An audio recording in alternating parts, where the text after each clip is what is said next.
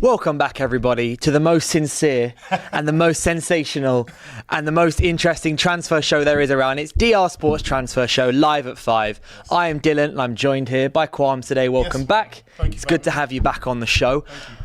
Last 24 hours, a lot's happened. I want to, because you're here, and you're an Arsenal fan. Yes. Let's start with Eze. There's plenty more to catch on. We're going to talk about Man United, all the Sen Lament stuff, Amorim's fresh stuff on the Exile players. You've got more stuff from Eddie Howe. You've got Nuno Espirito Santo potentially being sacked from Forest. But we will start with Erebici Eze. So, medical today is done. 60 million plus 7.5. I've not spoken to you since all the stuff came through, and I just want to know, first of all, how happy are you? I'm alright. I'm feeling okay. It's a bit no, joking. Oh, of course. No, I'm absolutely ecstatic. I think I speak for most of the Arsenal fan base. We are so happy to have a player of his calibre come in to the squad. It's just, I think what it is the whole way that Arsenal have gone about this. This is very devious. This is it's rude. What would be the best thing, Dylan, would be if Sol Campbell was in the promo vid and he handed over the pen to Eze. Wouldn't it be, people? It would be. And he signed the contract, because I just felt, when we heard the rumours of him tied with Spurs, we thought, that I thought personally that was it. It was the end, more or less. We was going to see him go, and Arsenal will kind of just try and grab another talent that, a no-name talent from Europe, and we would have to mould him into something. But or another Martinelli type. No, Martinelli. Yeah, I'm done with that. I'm done with him. So to see us actually move forward and be proactive and actually be a bit ruthless in the market is something that I admire, and it kind of typifies us as a new moulded club. I don't know, it's like a new breed of a club now in the transfer window, in that sense, when we're buying, not the selling. The selling we'll have to talk about, but buying wise, I think it's probably the best signing we could do. And overall now, when you look at our transfer business, or the transfer window, this has probably been Arteta's best window by far. I feel like, yeah. When you look at it overall, this is from where he was before, the squad that we had, the Socrates, etc. We had to deal with so much, Leno in goal. He's managed to go from that, and then when you go through their squad, the depth that we have now is ridiculous. We've got at least 2 men in each position, strong positions from front to back. So once we get our injuries back, Gabriel Jesus, obviously Kai Havertz, we miss you, Kai. Come back soon. It's one of those things where now when you look at the squad sheet and you look at the bench, I looked at the bench when we played against you, and I said, you know what? That's that bench could be. We could play against Man United with that second bench as well. With the players, the talents that we have. So overall, I'm happy. I just think he is a maverick signing. He is the signing that we've all been waiting for, Arsenal-wise. We haven't had a player like him who can carry the ball forward, I'd say, since maybe a Samuel Nasri with a little bit of flair. So now Ezra's in the building, or, they said he'd done his medical before 12.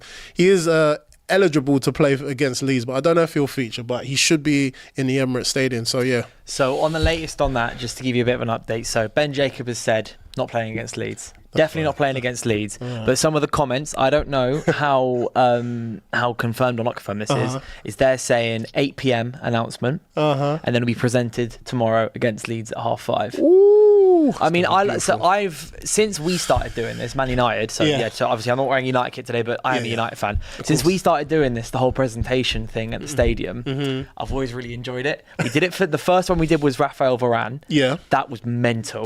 Bringing out Varane was sick. Casemiro was the same. True. And we've done it with we did with Rasmus Højlund as well, which is obviously it was sick at the time. Obviously the transfer hasn't quite gone the way we wanted it to. And then we've done it with Šeško just before our last pre-season game. Yeah. It's a tradition that's kept in Europe. They do it a lot. Present signings, like when Rashford went to Barcelona, he's only on loan and he got a big thing in front of the Emirates. But I do, from a just personal point and from an entertainment perspective, especially August transfers, last few weeks of the window, stuff like this, bringing them out in front of the fans, and they get to say a big hello, hold the shirt up, either in a suit or like the club's latest gear. It looks good. And I just feel like I think it's just the story. The story about Eze kind of captivates the whole footballing world. You know, where he got released. I know, and that's what most of the journalists have been writing about. He got released by Arsenal at 13. You know, he cried as he left the place. He went on countless trials of Fulham, etc. Got released at QPR. He managed to do some work at QPR, etc. He's had to go all the way around, and he's ended up back at the club that he's always wanted. Sometimes I say rejection breeds obsession, and I believe that he was obsessed. He was a man who was obsessed to get back to the top, and it's an inspirational story for most upcoming footballers or people that have been rejected or released from their club. You know, that you can make it. You know, there's never, even though one door shuts, another one opens. So it's just it's an amazing story. I'm just happy for him. It's a good story. Do you know what I mean? Like it. And it's really easy to invest in a player when they've got a storyline like that, like us with Cunha. It was that he was like in his grandma's house in Brazil, the only team he could watch. Like he watched all the Premier League games, and he loved United, and he supported United, this whole thing. And then he's finally made his move at 26. Like Eze's 27, making his move in Eze's case back to the club that he supported as a kid. It is, from a fan perspective, like I'll admit I'm always a bit of a sucker for it. It's a romantic because I like story, as a football fan, you can sat there, you can be an analyst and go all the time. You know, oh, he doesn't play on like as a touchline left winger, blah blah blah. But end of the day, as a football fan, especially as an Arsenal fan, you buy into it, and it's nice, and it's Prem proven. It's been the way. It's been the way forward. It's been the way. It's been the way. I've been waiting so long, and a lot of people have been talking about, you know, he doesn't play on the left. Just stop all of this. I think we're so fixated with numbers. You mentioned that we overanalyze. I read somewhere or some video I watched earlier today, and I said, you know what? Yeah, that's a good shout. We overanalyze everything. How many touches? How many balls progress? How many shots? And yes, they are important, but we've forgotten about the beautiful game. And I feel like Eze, he kind of translate that. We've kind of forgotten, and he's kind of like a messenger for those people that have forgotten about the beautiful game of football in terms of pausing on the ball, dropping his shoulder. There's certain players that we have in the Premier League, or that we've had in the Premier League, that we still talk about to this day. You know, your Hazards, etc. Even like Tarabat for, you know, Spurs. Even though I mentioned him as an Arsenal player, but I still remember moments because he used to just do things out of the box, and we don't have many players like that. I did say Sancho was one of the last, or Wilfried Zaha, but now I feel like Eze is able to do that, but then he also has an end product, and he can play defensively. Go on. Eze and end product aren't two words I think go together yet. The guy had 2 Prem goals until April last year, and ended up with 8. But then that's in a Crystal Palace side. If you add him to us, where we have, look how many chances we had against you guys. I know you lot had a lot of chances. I know Man United should have, by the book, won the game based on what we saw. But we had a lot of times where we transitioned. Odegaard would have the ball. You had Saka on the right, Martinelli on the left, and Gyökeres up top. The movement wasn't there from them, but it was that final ball. When you replace Odegaard, I'm not saying replace him, but I'm just saying if you put Eze in that situation, he's going to get past that man instead of getting tackled, or he's not going to lose the ball. Do you know what I mean? So it's going to create more opportunities for us moving forward and more goals. I believe Arteta will bring out Eze even more in terms of his goal per ratio though. But yeah, you make a good point, of course. There is his output is questionable. But again, as you mentioned, it is for a side who aren't necessarily always dominating. And Eze, when the sun's out, is always a banging player. He is. I know that. I've got a few friends who are Crystal Palace fans, and they always say, put Eze in your FPL team as soon as the sun comes out, because the guy's different gravy. He is. So, a couple of the comments. My favourite comment so far is from Ryan Arsenal. It's smash that like button, everybody. Yes, make sure. You know, smash the like button. I hope you're having a great day. It's Friday. It's a lovely 100%. Friday. Yeah, just gone gone 5 o'clock. It's a great day. Beautiful today. day. But smash that like button. Make sure, get your comments in 100%. On everything we're talking about. If you agree with me, disagree with me, same with Qualms over here. Let us know what you're thinking. We'll reply to the good comments. But another something else I want to move on to, because we started spoken about Eze, it feels like non-stop this week. Is Nuno and Forest. But Forest have been moving weird the last 12 months, right? Yeah. Marinakis is known to be a very volatile, overpowering. Maybe I'm not going to say like unstable, but like very emotionally unstable. just like he does some weird stuff. He makes some weird transfers, etc. All the time. And the latest is that Forest, by the way, after a summer transfer window, smacking Brentford first game 3-1 of the season. True. They're now considering sacking Nuno, according to Mate Moretto, who's very, very good, very reliable. Tensions between the ownership and coach are stemming from summer signings, and Nuno says they are very far off as their plans for the summer didn't work out. Nuno today said he and owner Marinakis are not as close as they used to be, and their relationship has changed. Forest are therefore considering and are in direct talks with Ange Postecoglou as a replacement. Yeah. Forest, right, have just had one of their best seasons in 70 odd years. Yeah, in a long time. In a long time. Yeah. They ended up bottling it a bit at the end, where they were in the Champions League places and they ended up down in the Conference League and had to rely on the Crystal Palace stuff to Crystal Palace, get back in the Europa League. Yeah. But like from an outside perspective, Forest fan, if there are Forest fans watching or people who know the finer details of what's going on, do let us know in the comments. Please do let me know. Let us know your views. 100%. But just from an outside perspective, it's just all looks really bizarre. Because as well, they fought tooth and nail to keep someone like Morgan Gibbs-White instead of like accepting the £60 million that they had on the table from that Spurs gave them. And then their summer window's not worked out. And they won their first game. They've still got Chris Wood. They've still got Gibbs-White. They've got Elliot Anderson. They've got Marilla. They've got a really good Luiz, squad. McAtee. And Douglas Luiz as well. Yeah. And now they want to sack their manager to sign someone who was shown over the last 2 seasons that he is incredibly, as well, volatile. Ange can be very volatile and make some odd decisions. And they're going to clash, isn't it? From an outside perspective, I'm just looking like what's going on? It's sad. I feel for the Forest fans because obviously, like you said, Morgan Gibbs-White, that news of him leaving to Spurs, that would have upset a lot of fans. But then somehow Marinakis came in. I always remember that video or that picture of him just standing behind Morgan Gibbs-White or to the side of him, just overlooking him. Weird. It's very weird. Very bizarre. It's very controlling. Credit to Nuno Espirito Santo because, to be honest, we've seen traits of his personality, Marinakis' personality throughout the season. And he's kind of been like the father in it all. And he's kind of been very calm, very stoic. And he said, look, he's very emotional. It's his club. He puts a lot of, he's invested a lot. We support him. We love him. However, I don't think it's just from the reporters, obviously news and reporting that. In the sense that his job could be going. I think you can tell from the interview that Nuno done.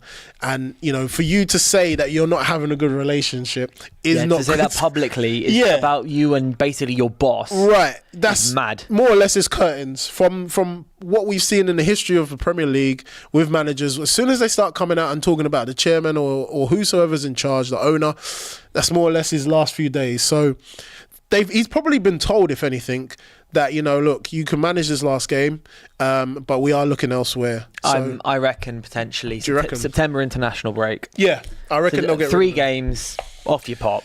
Win, lose or draw, he's still going to be gone. It's a shame. He feels like he's signed his own resignation there almost. Yeah, he could. It's the timing for me. Well, this is the thing, isn't it? Why not do this? Because it's not like this is new. No. Towards the end of last season, it was the same. You saw Marinakis arguing with him, like, was it after the last game of the season or something? Yeah. And it's like, why not do it then? Yeah. Like, keep him if you thought the relationships could be repaired. Yeah. And maybe they tried to repair them over the summer and then it's all just completely gone to shit again with the signings. Yeah. But also at the same time, like, you actively kept Morgan Gibbs-White. If you needed money to sign players, why you've got, like, personally, Elliot Anderson, I rate so highly.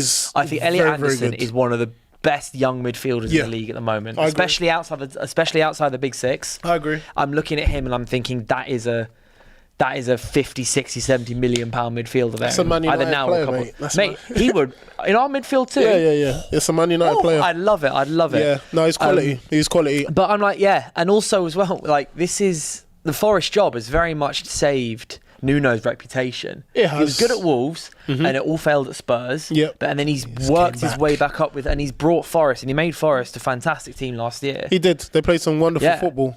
Great attacking football. Very difficult ground to go to as well. But the way that they played football with the players like Alanga, etc., Chris Wood up top, you know, you would have thought that.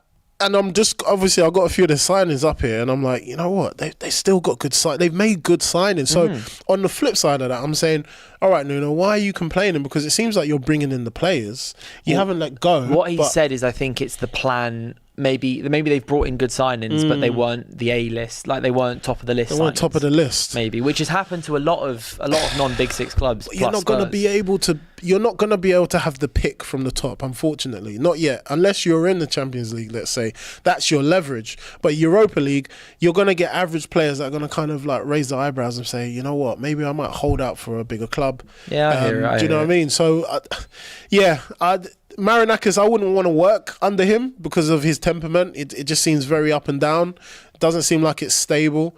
And Nuno, maybe he's just putting his morals and he's saying, you know what, I can't be dealing with this anymore. So what do you think about the potential return of Ange Postecoglou to the Prem then? Suicide football. Oh, mate. Suicide football. I mean, he won a trophy with Spurs, don't get me wrong. But if you're going to try and play that type of football, you're going to get found out. The levels have gone extremely high now. Not just tactically, everything in all different aspects of the game. And Ange, I mean, I feel like he had so many flaws in his game, the way he set out his teams. He'll have a better pool of players, to be honest. He'll have a greater depth of players to use. So it depends. What then compared to how he had it with Spurs, yeah, obviously with the injuries and that. But I can't see. If he plays that type of football with that Forest team, they'll get found out. But it does have the same kind of thing. Like Chris Wood is like a Harry Kane, you know. He's got those kind of. He's got a core. He's got a good core. From a football fan perspective, I'd very much like to see Ange Postecoglou back in the Prem, just because it was so entertaining. Let him enjoy but his as long as it's nowhere near my own club, I wouldn't want him anywhere near United. No, but I very much would like to see him, especially if he's at a club where the guy above him is Marinakis, who's like because Daniel Levy wasn't like running on the pitch after games and stuff. No, he wasn't. But I almost get to the point where I think Marinakis might sack Nuno and then take charge for one game himself before giving. I'd love that. It's just Forest. It's entertaining, isn't it? It's entertaining. Everything at the moment about Forest is just kind of hilarious. Yeah, like the Morgan Gibbs White stuff, the fact that they've turned Chris Wood into this insane striker over the last 2 years. Absolute goal machine. I should have brought him in FPL. Yeah. Everyone says that. But, by the way, FPL deadline, it's in an hour and 15 minutes, I believe. So after this, if you want a quick 10-15 minutes, there's an FPL show went out last night on DR Sports. If you want to catch that, Wicked. Some last minute changes. Some really good advice from Nick and the gang there. But one super chat's come in from Rastamouse saying, the way Qualms moves his arms makes my tummy tingle. And then shout out to you, mate. Very funny, man. There you go. Yes, Rastamouse. Very good. But, and then also any other DR Sports shows. You've got the Man City Spurs watch along coming up soon. Saturday football shows at 7 p.m. on Saturday. Sunday FCM football podcast, and then Monday at 12:30 there's also the weekend roundup. Yeah. All the usual gang, Robbie and co will all be here to look at, especially after the whole. All the drama and everything that's been going on the last few days, final few weeks of the transfer window, but that's all to come the next few days on DR Sports. If any of you, sit down, your weekend football is absolutely sorted. Full coverage. But we're going to move on to my club.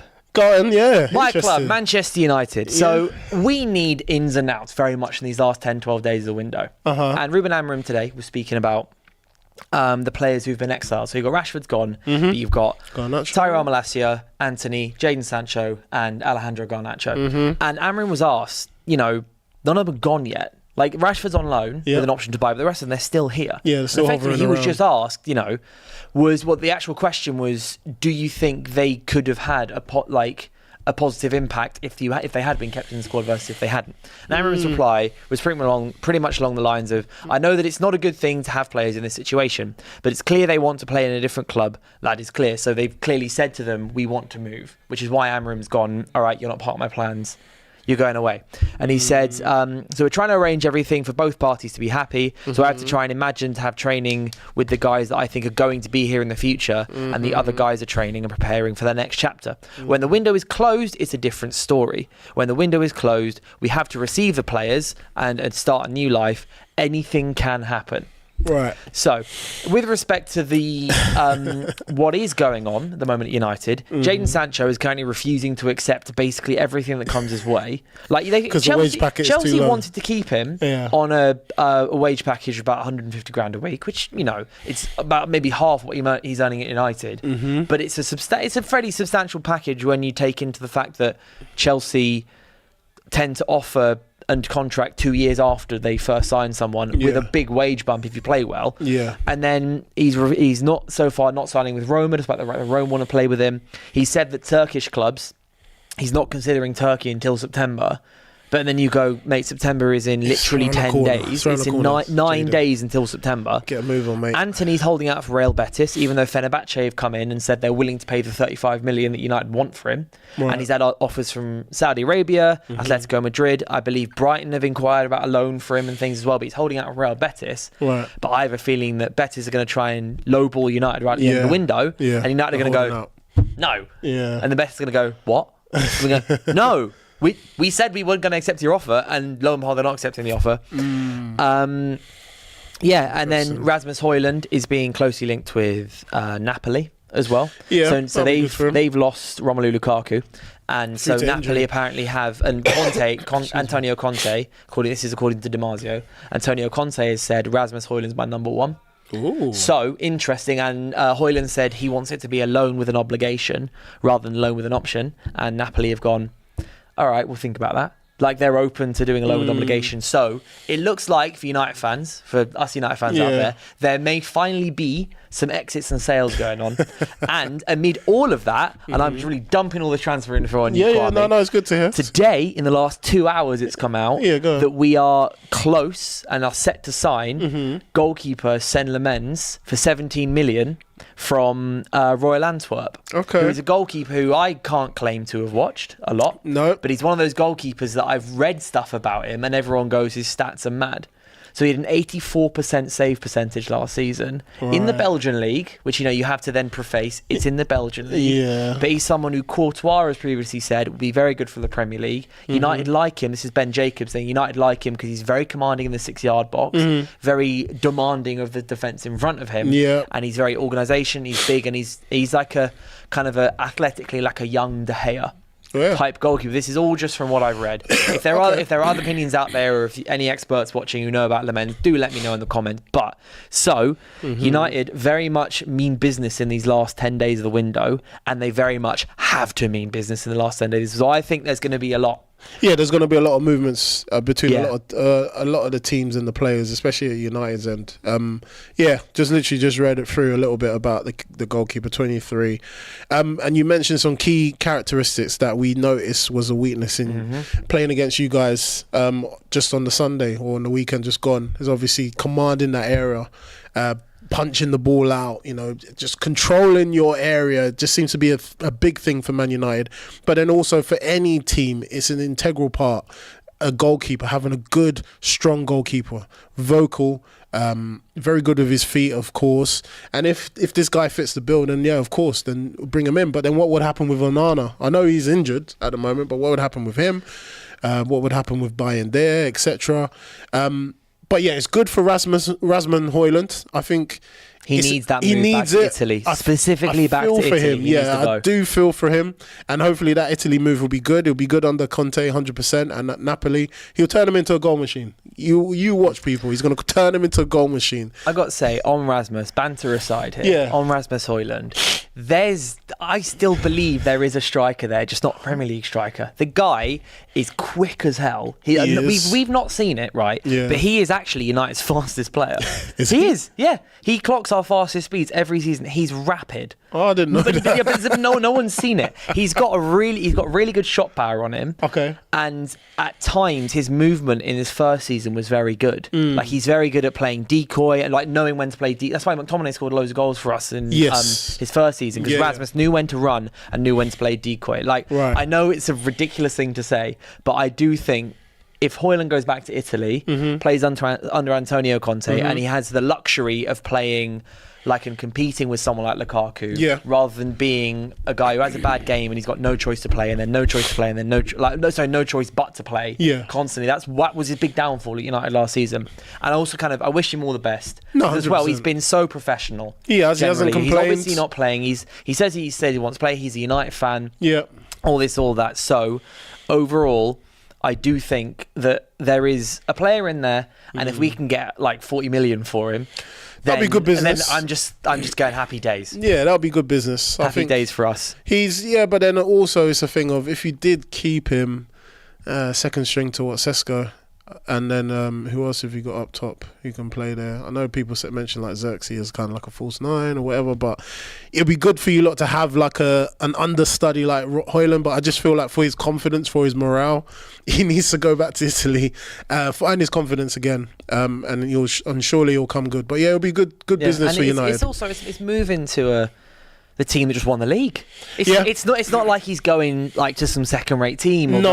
He's going straight to the team who will be looking to defend their league title. But it's a different type of pressure in the Premier League, and I think that's what a lot of foreign players and people from the outside looking in, they don't understand. They just feel like it's just it's the English game, but it's a cauldron of pressure that only the strong will survive. You look at certain personalities that need to be in the Premier League, and I just feel like Højlund is just like a nice boy. He's just a nice guy that you bring home to your mum or whatever. Do you know what I mean? This is my friend Rasmus. No, I know what you mean. You need to have an edge. You have to have a little edge when you're playing in the Premier League, and I feel like he hasn't got that yet, but he definitely has that potential. 100%. Yeah, I think just kind of go back to Italy, go get your stocks back up. Yeah. And you'll play and go and play for a title winning team. 100%. It's not a bad move for anyone involved, especially if United get the cash they want. And I don't mind if it's a loan with an obligation to buy. Yeah. Because I believe even if it's an obligation to buy, United will make sure that obligation has to be triggered in June,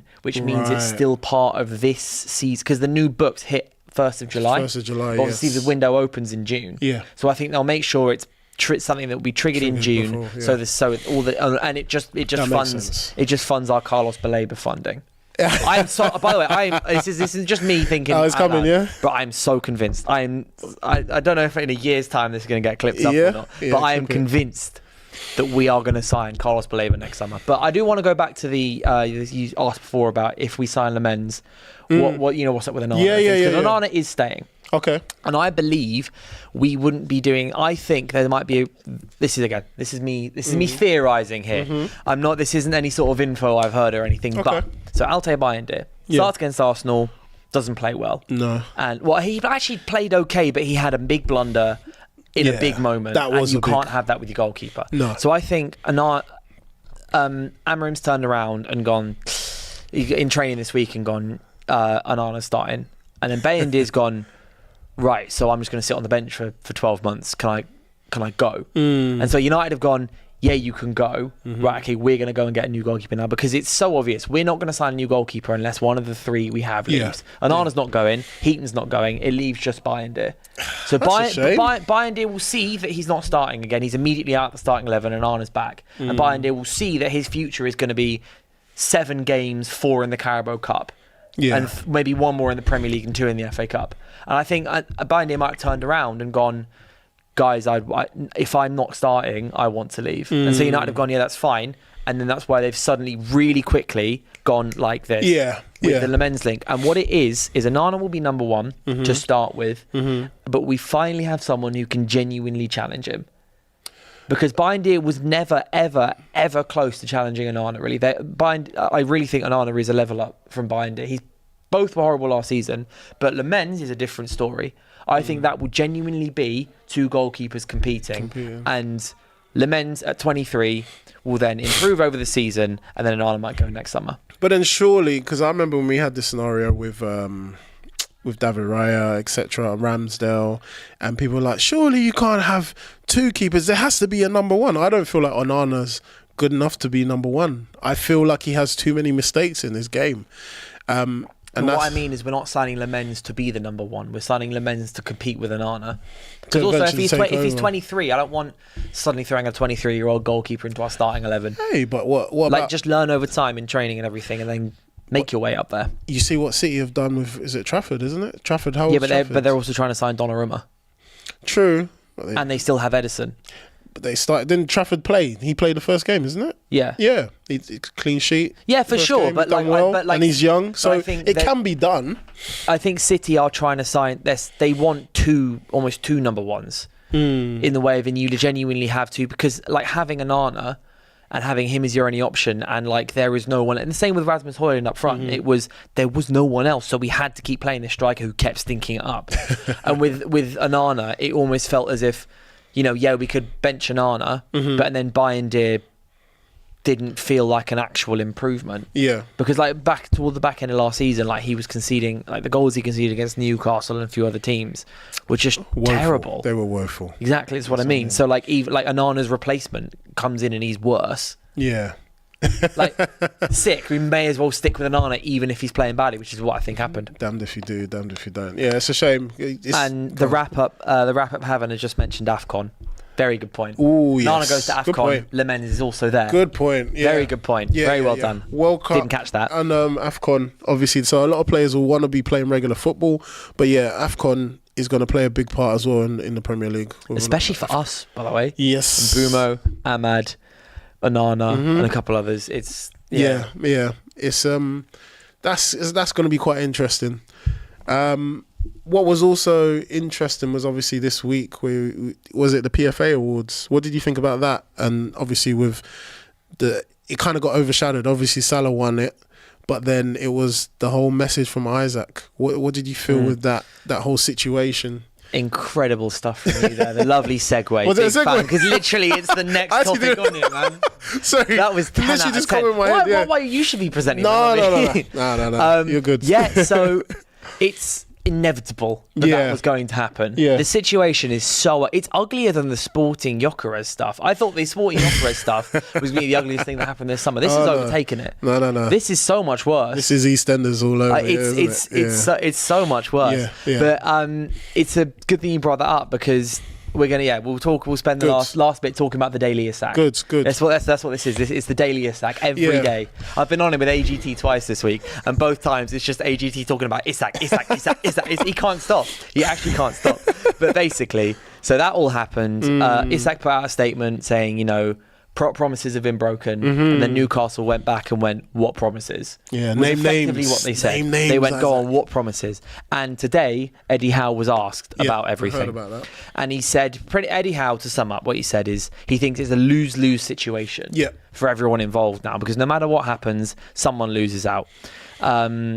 It's a difficult situation for the club to manage because the club and him, they love Alex in the sense of what he's done for the football club since he's been there, what he's contributed, what he's given, how professional he's been, and it's been an unfortunate few months. It has. That looks like it's the few months are coming to an end, and it'll end pretty. And will come to an end pretty quickly. Then we can focus on football again, because obviously the window's shut. So it'll end in the next 2 weeks. 100%. Then when asked if fans would welcome Isak back if he chose to play the club, Eddie Howe said, the relationship between our fans and Isak can still be good. The fans will always react to the way a player plays. There is always two sides to a story. Yeah. We can see where we are in a week's time. I hope we can work with him again. And then they were talking about, how will the players react? And he was effectively like, there's no doubt how the players feel. They'll feel the same way I do. Alex is an outstanding player and a good person, a good character. He wants to succeed in his career. This has been a difficult situation for him and the players to see us without him. They've handled it really well, but if Alex decides to come back and play for us, the players would welcome him. So this comes after Anthony Gordon as well, who admitted after Newcastle's draw with Villa last weekend, he said it has been hard. Of course. He said they know what's happening. It's impossible to escape because he was, as their player, he was basically Mr. Newcastle. Yeah. It was when you were playing Newcastle, your foremost thought was we're playing Alexander Isak. Yeah. Last season, or was it 26 goals or something crazy like that? He was monumental up front. He was. But one of the Eddie best. Howe, I think, from what he said and how he's handled it all, has been class. He has. He's been absolutely class with this. No, he's been fantastic. I do admire him. Future England manager in my eyes. Yeah. Yeah. Like after Tommy T.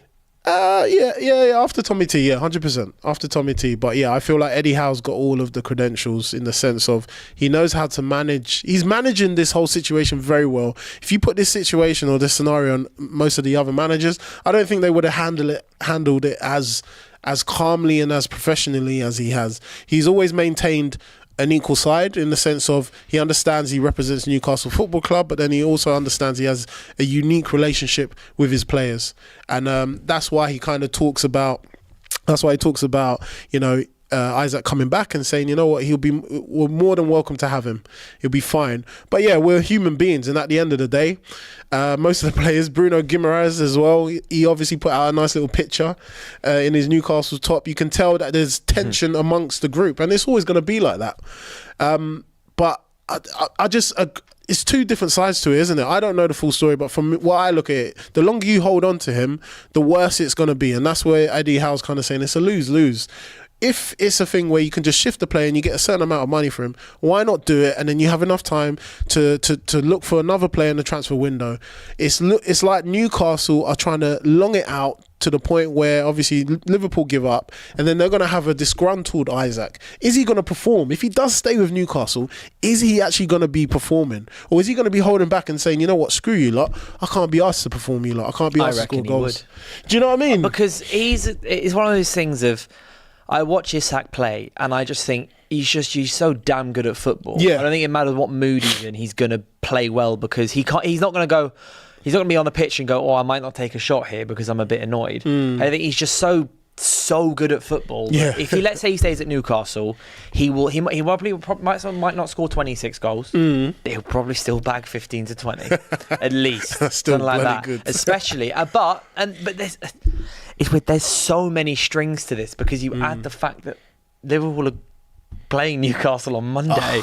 And this is a question I've written down here. What a game it's going to be. How does the result of that potentially genuinely affect what goes on? Let's say Liverpool rock up and smack them 4-0. Does that add something new to this? Or let's say Newcastle win 2-0.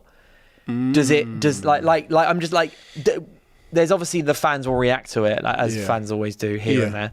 But in terms of the two clubs' dynamics, and obviously I think the two clubs aren't on fantastic terms. Because Liverpool are kind of just sat there and watching Isak take a battering ram to the inside of Newcastle and just swing it around the last 6 weeks. Does the result and does what happened in that game have a genuine bearing on what happens in the last week of the window with this? Yes and no. It has a bit. Obviously, the timing of it. You mentioned timing earlier today. I think the timing of that game couldn't come at any better. It's ridiculous. It's fantastic. It's ridiculous. Obviously, for the neutral fans, I'm going to be sitting back with my popcorn and just can't wait for it to kick off. Monday night football as well. Oh, mate, it's going to be Monday night football after all the action. Bank holiday Monday, we get to watch that. That's fantastic. Quality. But, I don't think it's going to change anything. I just think maybe from the fans' perspective, if anything happens after that game, for example, if Newcastle get a result and let's say Isaac says he's going to stay, then they will kind of be like, well, we don't want you. You should go to Liverpool. Or you only want to stay here because we beat in Liverpool. But then if Liverpool come and more in my liking, or what I feel like they'll do is obviously beat Newcastle, it'll kind of add more salt to the wound. So it doesn't matter. Again, going back to Eddie Howe, it's a lose-lose. Regardless of the result. The whole thing is crazy. I'm so happy that United aren't involved. But just quickly as well, do you think that we're coming of an age of where players are just getting so much power in the sense of they're acting like little kids, disgruntled kids? I don't know, because obviously with the Visa as well, he's obviously kicking up a fuss at Brentford because he wants to leave. He wants to come to Newcastle. Do you feel like a lot of players now are kind of, they're talking out a lot more compared to how they used to? It was just more, you've signed a contract, stick to it, abide by it. Now, a lot of the players are like, no, I'm not going to train. I don't want to train with you then. I'm not going to come. I'm not going to feature in the pre-season. I'm not going to take part. Do you feel like the players are kind of, Isaac has kind of gone overboard with this? The likes of Isaac and that. Yeah, I think with Isak's situation, is it Isak? Isaac, whatever, I don't know. Isak, yeah, I guess. Is it Isak? I don't actually know. Let's say I'm going to stick with the word Isak. Yeah. I think this situation is a case of, I think he was a bit too nonchalant with respect to like staying at Newcastle, leaving to Liverpool, because I think maybe he had this agreement in mind. He thought, okay, they are going to say yes to something, and then they never did. And then Liverpool signed Ekitike, and Isak kind of thought, right, I thought that you guys were going to say yes. Now I'm going to kick up a fuss because I want this transfer and everyone knows. And so I think in that situation, I think Isak was doing everything behind closed doors, and he's made it public because he feels he's been duped a bit. But I do think in general there is definitely an uptick, and there's a trend seems of to be. players just kind of throwing things out the window and stuff to get their moves. To get their way. On the it's hard to give you a direct answer, because on the one hand, it's annoying. It's like, especially if you support the club, it's so fucking annoying. And then on the other hand, it's like football is just going in a way of like, there is like, loyalty doesn't really exist anymore. No. Like, football's not a loyalty thing anymore. So, like, you've seen it with Trent and stuff. It's things like, I'd say Trent has been one of the more, like, even though the whole Real Madrid thing happened, he's probably been one of the more loyal players across the last half a decade. True. Like the last decade or so, because he's like been at Liverpool for 20 years, won everything, and he's turned around and gone, there's so much opportunity for me out there. I'd love to go to Real Madrid and do so, because he's won Premier League Liverpool, won the Champions League, won the Carabao Cup, I think he won the FA. I don't know if he won the FA Cup, but like he won a load of cups at Liverpool, and his boyhood club, and he's gone, right, I'm 27, let's go experience something new. Let's go, and like there's so much more choice out there for footballers now than that. Like, you're exposed to clubs such as Real Madrid, Barcelona, Bayern Munich on a more regular basis than you used to be. So naturally, that then comes with people making these decisions more often, because there's so much more opportunity out there. Before, it might have just been, why do you leave Liverpool? There's nothing out there for you. You may as well stay. Whereas now, they're just, because also so many clubs are doing so much better.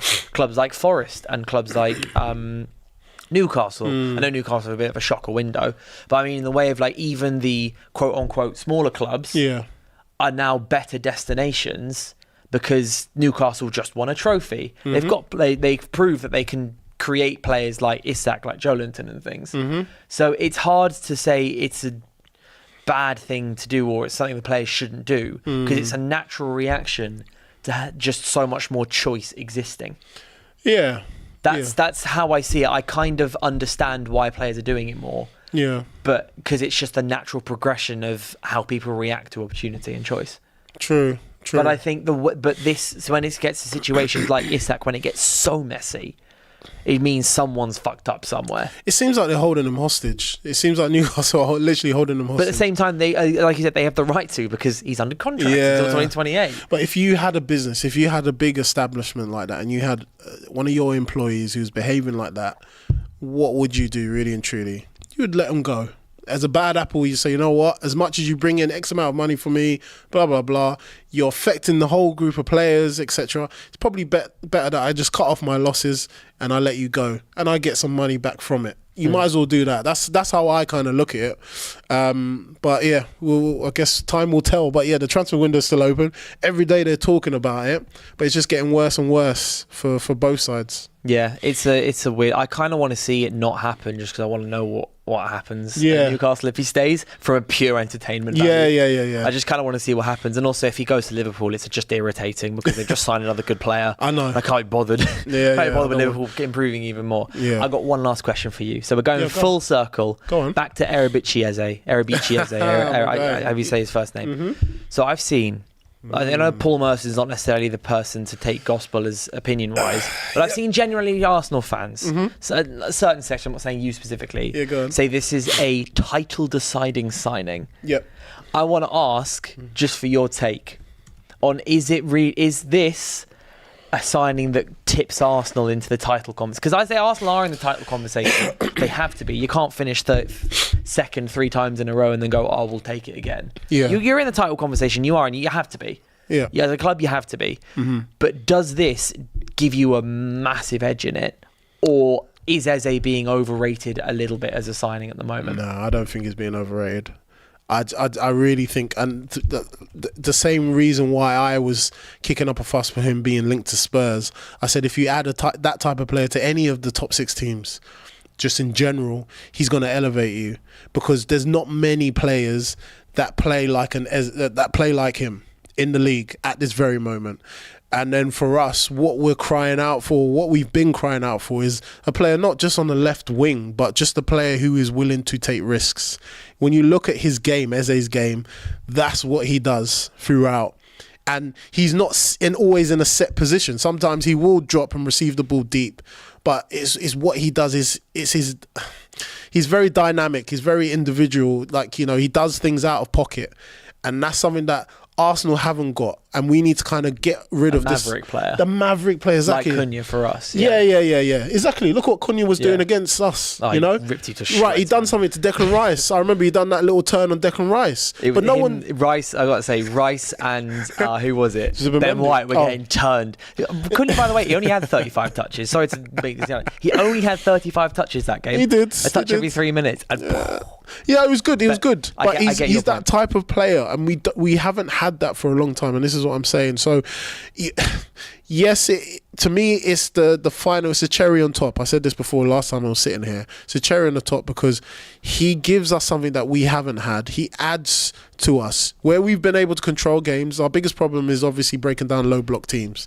Eze is a person who unlocks a low block team because of his movement, because he draws players towards him. He will free up space for the other players. Saka is probably so elated that he's coming in. Madueke as well, because now Saka doesn't have it all on his shoulders. He's got other players on a similar level that can also do certain things and change the game. So I agree with what Merce was saying, and he's saying what some players it will take 60 touches. I've found the quote here. He said Eze is a brilliant signing. Yeah. It's a game changer, a perfect fit. Yep. He's got the X factor, and in tight games, he has the ability to break a low block down. Yep. I think Arsenal win the league with Eze. Yeah. I truly do. I truly do say that. And like, obviously, I've said times before, we can do it. This is it. This is the final piece. Arteta has now added the final, like Thanos. He's collected all of his stones. He's got all his gems. He's on his got hands. it. He's just literally putting on his glove now, and now it's time to go. So this is why, for Arteta as well, there's no excuses. There's nowhere to hide now. You've covered every single aspect. If someone gets injured, we're not going to hear about there's lack of creativity or we're short. The board have fully backed him, and this is what I said. They didn't do it in January. They've done it now. So now it's time for him to deliver, and the players have to deliver. So and Eze is gonna thrive. He's gonna flourish in this kind of environment, you know. And like I said, it kind of encapsulates the whole story. This boy that was once rejected, is come back, and he can be not our savior, but he can be the key to us actually winning some major titles. I believe we can do it. I do, honestly. That's me. Just so this Eze signing puts you think on par with like Liverpool. Yeah. I said before, Liverpool, Ekitike, etc. We can go toe to toe. We can beat Liverpool. I know we can beat Liverpool. I'll be looking forward. When do you? Hold on. We're playing them the week after, mate.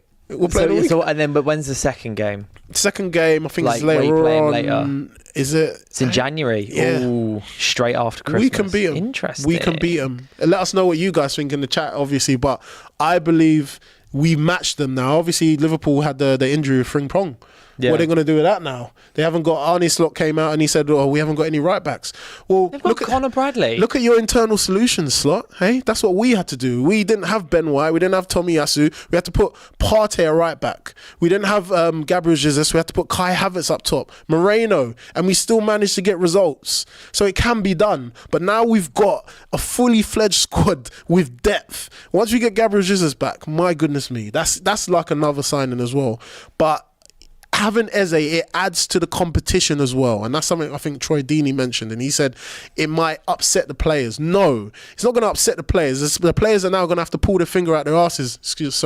But in the sense of they're going to have to work. They're going to have to fight for their position because no position is guaranteed now. So it's only going to raise the levels of your Martinellis, of your Trossards, who just got an extension on his contract.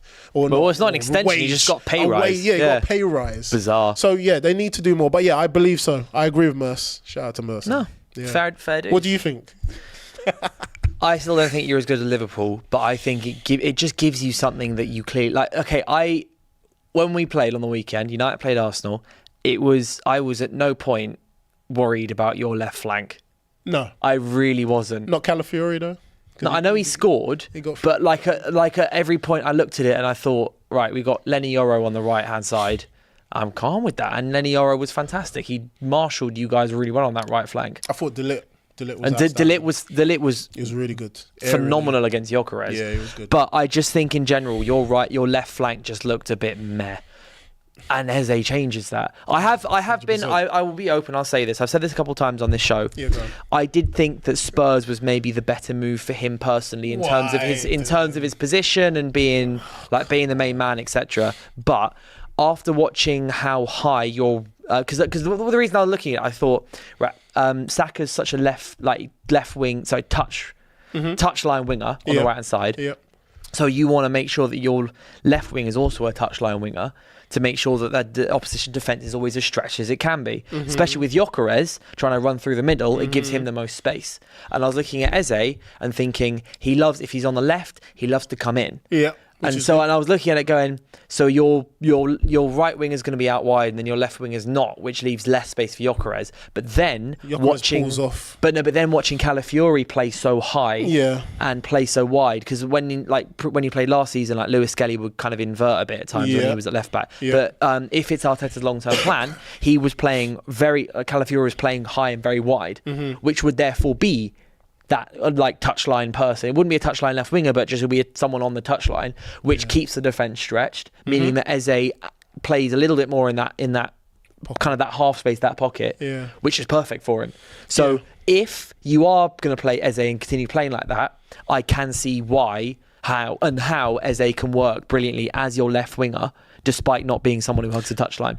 But then we saw, I know obviously we're finishing soon as well, but I know Arteta's been trialling out different formations this week. He put Saka on the left, he put Madueke on the right as well.